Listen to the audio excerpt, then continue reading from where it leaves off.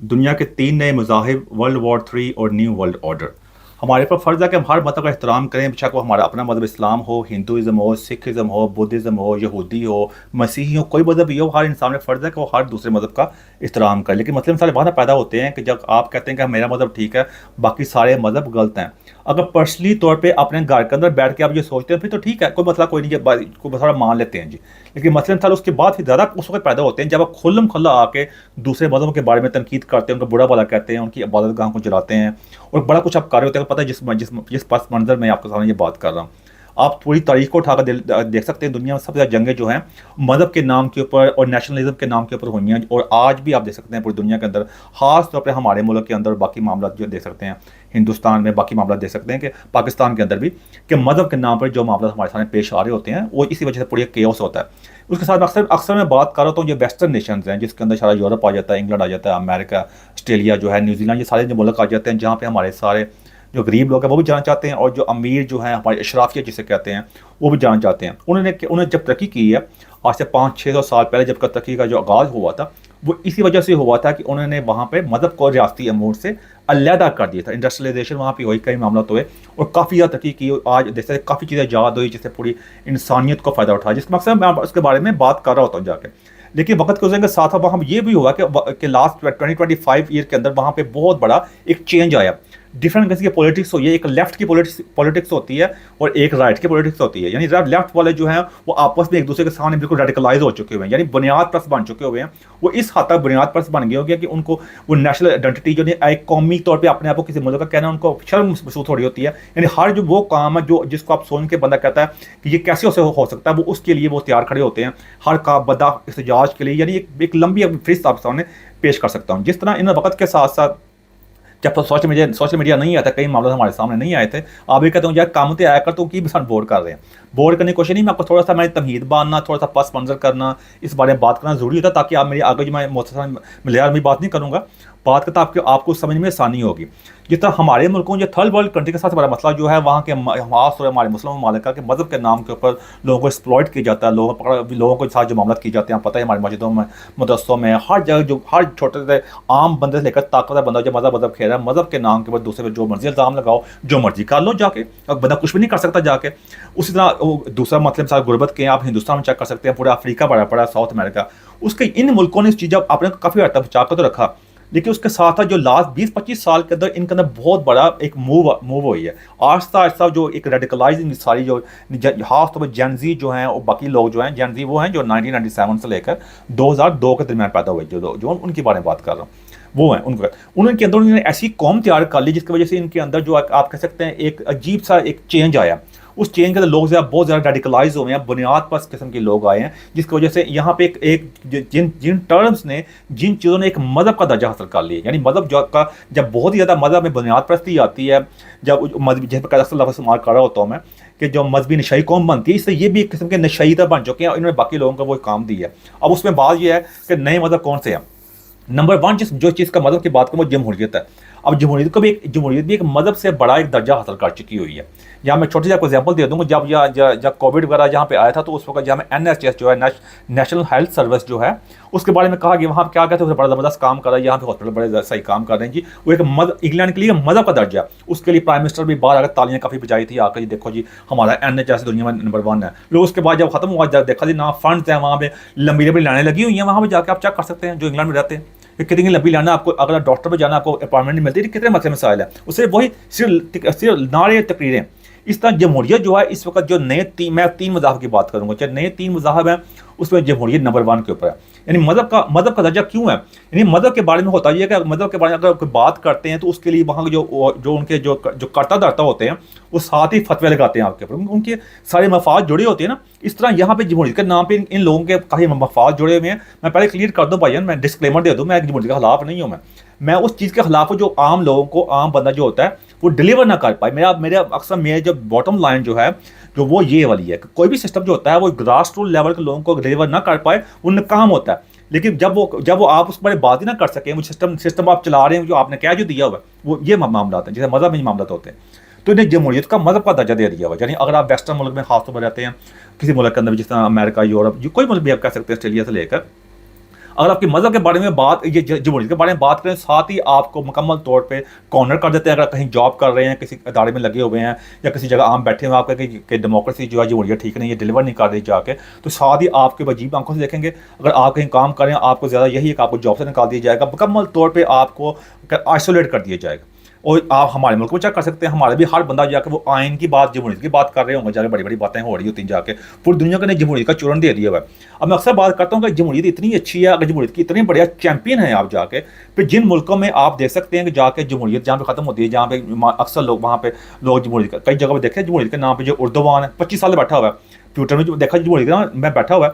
और मिस्र जो है वहाँ का जो है कहते हैं जो जो मुर्सी साहब है वो भी बैठे हुए हैं, वो हालांकि वो डिक्टेटर रहा था, वो वोट लेके 99% वोट लेके वो भी बैठा हुआ जमहूरियत के नाम के। मैं अब मेरी बात समझ आ रही होगी, क्योंकि उसने अपने नाम के साथ जमहूरियत लगा लेना, मेरे नाम से जमहूरियत लग गया, बस ठीक है। जैसा हमारे मतलब नहीं होता कि मैं आलम बन गया हूँ, जो मर्जी बकवास करी जाऊँ मैं, जिस तरह ताराजी में लगा होता जाकर हो रहा हूँ, किसी सुना होता जाके जो मर्जी अपने मफाद में करी जाओ, अपनी ज़िंदगी सारे उलमा कराम सब चेक कर लो जाके, जितने भी सो कॉल आलम बने हुए हैं, और बाकी आम वाम की ज़िंदगी चेक कर लो। इस तरह जमहूरियत के नाम पर जो लोग बैठे हुए हैं उनकी आप मामला शायद चेक कर सकते हैं। तो बाकी आप फिर कहेंगे यार उन्होंने यूरोप ना मिलाओ, मैं इसलिए यूरोप से मिला रहा हूँ कि इन्हें जमहूरियत जो थी मुकम्मल तौर पर यहाँ में नाकाम हो चुकी है, डिलीवर ही नहीं कर पा रही।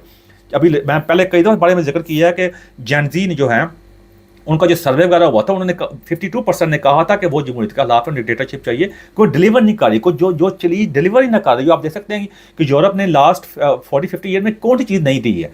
यहाँ मैन्युफैक्चरिंग वगैरह होती थी, लेकिन वो पहले एक खास वक्त था मैन्युफैक्चरिंग को, जर्मनी में खास तौर पर मैन्युफैक्चरिंग का घर था, जैसे गाड़ियाँ BMW है, मर्सिडीज़ है, और भी कई मामला तो और भी। लेकिन ओवरऑल देखा जाए कोई खास चीज़ें याद नहीं हो रही थी। पहले जापान का नाम था, यूरोप ने आस्ता था ये अपनी ना एक ज़बरदस्त एक खास दुनिया में रह रहे थे यूरोप वाले, एक खास नींद सोच थे कमाल के, अपने लोग बड़े ह्यूमन राइट दिए हुए हैं। हमारे इमरान खान साहब भी कहते थे देखो जी वहाँ का यूरोप, हॉलैंड का सदर साइकिल पर जाता है, डेनमार्क, वो इस तरह के मामला लोगों को बता बता के यूरोप को जन्नत दिखाया हुआ था, है भी था उस वक्त तक ठीक था, जब तक आम बाकी जो मुल्क जो थे, बाकी दुनिया में जो मामला थे वो खुल के सामने नहीं आए थे, हमारे तक खबरें सही पहुँचती नहीं थी कि मामला क्या है भाई यहाँ पे।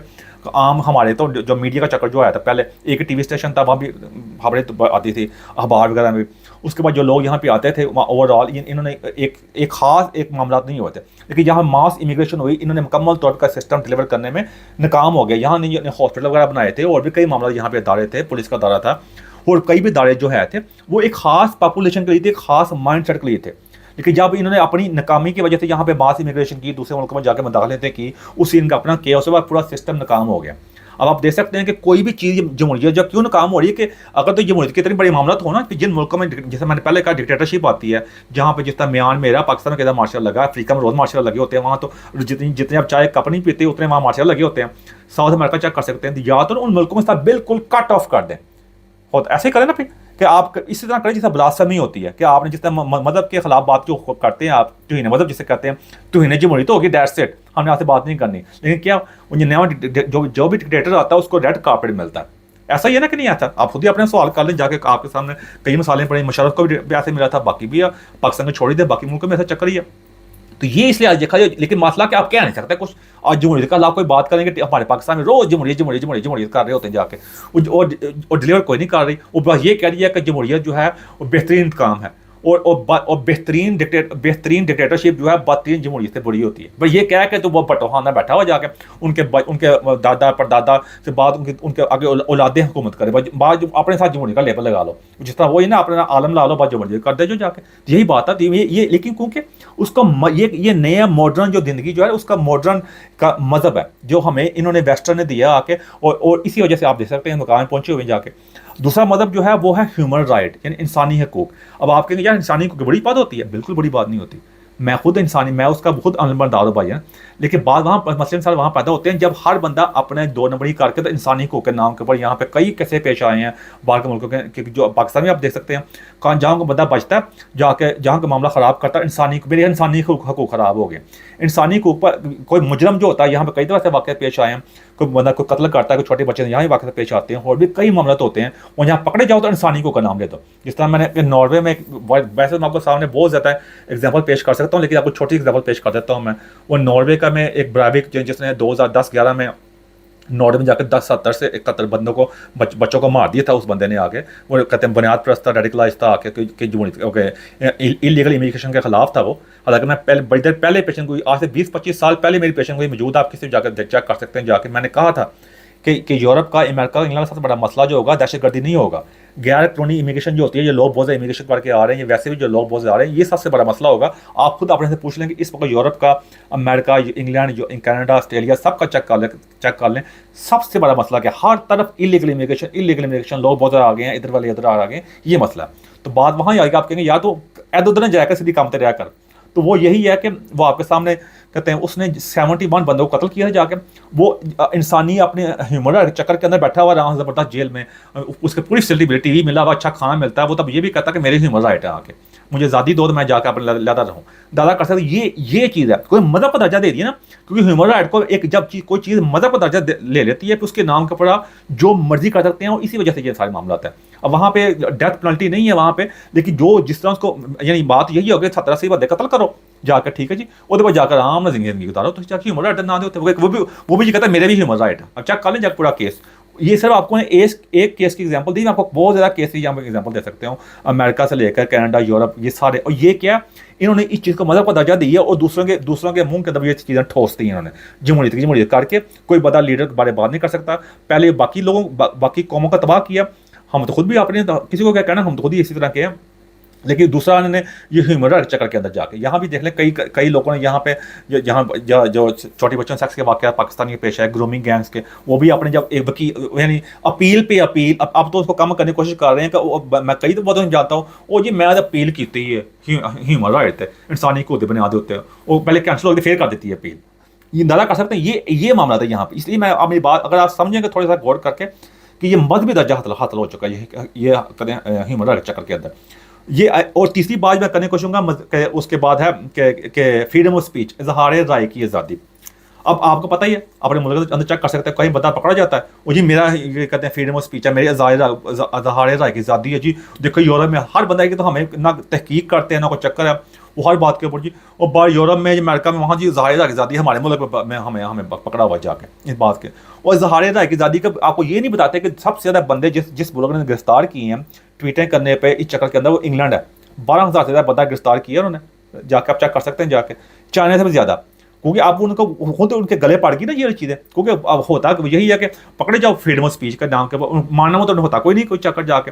अब जब इराक की जंग हुई थी, जब इन्होंने कहा था वहाँ वेपन्स ऑफ मैस डिस्ट्रक्शन है, मिलियन बंदा बाहर आया था। टोनी ब्लेयर था जो कल्प्रेट था, जो फ्रॉड था, जो मुजरम मैं कहूँगा उसको, जो बुश के साथ मिलकर वहाँ हमला किया था इराक के ऊपर जाके। कितने बंदे मरे जाके, बाद में सॉरी का लिया, वहाँ कुछ भी नहीं मिला जाके। कितने बंदे मरे जाके, एक उसका क्या चक्कर था जाके, कितने बंदे बाहर आए, किसकी बात सुनेंगी वो क्या, वो बाद में आप फ्रीडम ऑफ स्पीच जो मर्जी कर सकते हैं। आप फ्रीडम ऑफ स्पीच का मतलब का दर्जा इस तरह तैयार कर लिया हुआ है कि आप जाके कि मैं जो मर्जी कह लूँ, मैं सब कुछ कह सकता हूँ अपने फ्रीडम ऑफ स्पीच का, लेकिन अगला बंदा मुझे मेरी ही बातों का जवाब दे, लॉजिक के तरीके के साथ मुझे बताने की कोशिश करे मैं गलत, तो वो मैंने नहीं मानना। वो बंदा उस पर गालियाँ निकालूंगा, वो बंदा इस तरह वो सारे इल्ज़ाम लगा दूँ, लेकिन वो उसको कोई हक नहीं है, मैं सब कुछ कह सकता हूँ। यही इसी वजह से मैं कहूँगा ये तीसरा सबसे बड़ा मदद बन चुका हुआ है।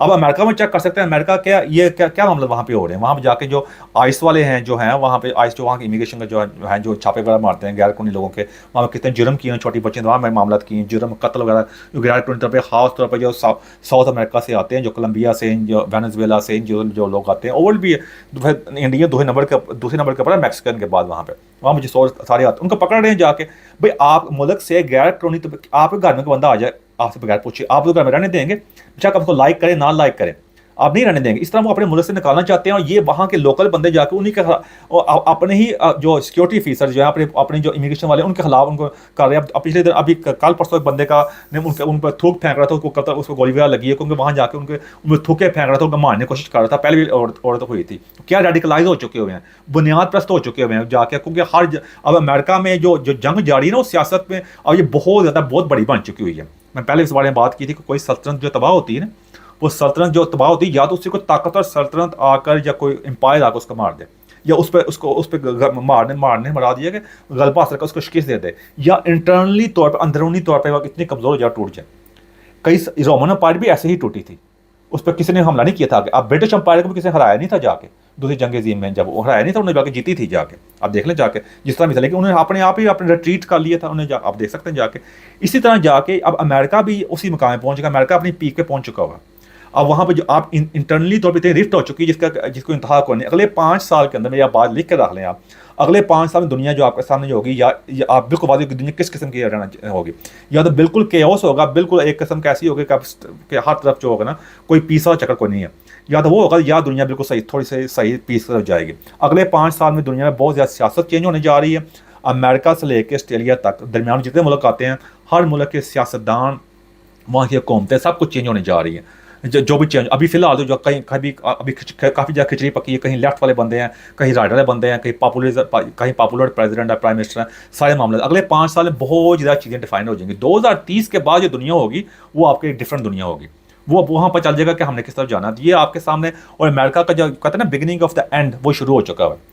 और ये उसकी वजह क्या, ये 3 चीज़ें मैंने बताई हैं। एक तो हमारे मुल्क में जिस तरह मजहबी नशे मज़हब के नाम पे हमने जो वहाँ जो मामला कर दिए हुए हैं, इस तरह इन्होंने भी इस चीज़ को मज़हब का नाम देकर यहाँ मामला कर दिए हैं। अब आप कहेंगे इसकी सारी गलत कर देती हैं, उन्होंने ऐसा मामला हल की नहीं। क्योंकि मैं दूसरी बार ने कहा था, यहाँ पे नया वर्ल्ड ऑर्डर शुरू हो चुका है। इनके मुल्क में जो केओस शुरू हो चुका है, एक तो होती है ना डायरेक्ट वॉर होती है। इनके मुल्क में भी जो बाकी जो कौम, जिस तरह रशिया वाले हैं, चाइना वाले हैं, बाकी उन्होंने भी यहाँ पे काफ़ी पेनिट्रेट किया यहाँ के लोकल बंदों को रेडिकलाइज करने के अंदर। वो इसी वजह से रोज़ ही कोई ना कोई यहाँ के बंदे फ़लस्तीन वाले चक्कर में आए होते हैं, उनको पता भी नहीं होता उस चक्कर का।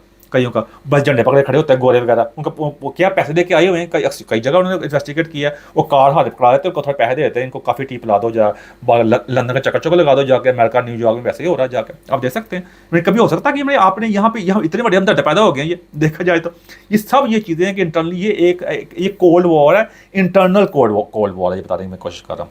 अब इसमें मसला कि आप चाइना चेक कर सकते हैं। चाइना में तो नाम पाई ये जमहूरियत वाला चक्कर है, मज़हब है वहाँ का, नया ह्यूमन राइट का मामला इतने ज़्यादा है, नया वहाँ इज़हार राय की इतनी आज़ादी है। अब आप कहेंगे यार तुम चीज़ें खिलाफ है। नहीं, मैं इज़हार राय की आज़ादी के खिलाफ नहीं, हर इंसान का ये हक होता है। अक्सर लोग आप ये बुलशिटें मारे होते हैं कि हर इंसान जो पैदा होता है वो उसका ये राइट होता है। जो अब ये राइट का मतलब ये नहीं होता जो बड़ी बकवास झूठ बोल दे। अगर मेरे पास ये राइट नहीं, किसी पे झूठे इल्ज़ाम लगा दो सिर्फ थोड़े व्यू लेने के लिए, और मैं उसका ये नाम देते मेरा इज़हार राय की आज़ादी है। तो इंसानी को कभी ये मसला नहीं कि किसी को मार मोड़ दो, बाद मेरी अपनी सजा की वारी है तो मैं कोई मेरे भी ह्यूमन राइट है, मैं ये तो नहीं ना। फिर जमहूरियत वो क्या जमहूरियत है जो इंसान को डिलीवरी नहीं कर, रोजगार फराम नहीं कर रही, आपको अप स्किल नहीं कर रही, कई मामलों में आप नाकाम हो चुकी, इकॉनमी नाकाम हो चुकी हुई है कहीं, और जराइम पे काबू नहीं पाया जा रहा, कई मामला तो हो रहे हैं। जमहूरियत करी जाना, उसको कुछ नहीं कहना। वो ये मामला ये है। चाइना ने अपने आप को इन चीज़ों से दूर रखा है बाकी काफ़ी, और चाइना ने भी बहुत दुनिया की तारीख का पहला मुल्क है जिसने 80 करोड़ लोगों को गुर्बत के लाइन से मिडिल क्लास में ले आए। ये पहले कभी आज तक नहीं हुआ दुनिया की तारीख में। अगर पाकिस्तान जो इंडिया जो है और ये मालिक है वो चाहते हैं कि आगे आएँ और इस मामले में अपने को बेहतरी लेके आएँ, तो ये एक ही तरीका है कि अपने आप को इन चीज़ों से मैं ये नहीं कहता इनको चीज़ों को फॉलो करना पड़ेगा, अपने आप को चीज़ों को रिलैक्स करना पड़ेगा, इन चीज़ों के अंदर काफ़ी फंडामेंटल चेंजेस लेके आनी पड़ेगी। अगर अदरवाइज दुनिया जो है ना, पहले ये यूरोप वगैरह जो तरक्की थी, कोई वहाँ चक्कर नहीं है। अपने सवाल करें कि कितनी यूरोप की चीज़ें आपके घर में मौजूद हैं और कितनी चाइनीज़ मौजूद हैं, आपके घर में कितनी चाइनीज़ की चीज़ें बनी चीज़ें मौजूद हैं, कितनी यूरोप की चीज़ें मौजूद हैं, आपको पता चल जाएगा। अमेरिका की हैं, लेकिन वो भी अपना पीक पे पहुंच चुका हुआ है। तो अगर हम चाहते हैं कि हमारे अब आने वाली दुनिया में हम अपना जो नया अपना को मकाम हासिल कर सकें, तो हमें ये मामला करने पड़ेंगे। अदर नहीं करेंगे तो हमारे आने वाली दुनिया में नाम नहीं होगा। मैंने आगे कह चुका हूँ, इंडिया जो है, मैं पहले पेशन को कर चुका हूँ कि 50 से 100 साल के अंदर अंदर इंडिया ये वाला इंडिया नहीं देगा। कम से कम मेरे ख्याल से 5 से 10 कंट्रीज में ज़रूर तकसीम हो जाएगा। अदरवाइज इंडिया की इतनी बड़ी आबादी रख नहीं सकता, और पाकिस्तान को यही हाल होगा। पाकिस्तान ने को ठीक नहीं किया। मेरा मकसद आपके सामने लेके आ सकूँ, अपने आप से सवाल करें, और सवाल करने में अगर आप कोई और सवाल बनते हैं, अगर मैं कोई बात गलत की नहीं बता सकते हैं, आपको कोई मसला नहीं है, मैं अपने को करेक्ट करने की कोशिश करूँगा। आपस में हम एक दूसरे की बात करके इसको सीख सकते हैं। तो मेरी कोशिश होती है आपके सामने हक़ाइक़ उस तरह लेके आ सकूँ मैं। एंड को मेरी किसी बात जब क्वेश्चन लगे, इस बात चाहता हूँ मैं। Thank you very much.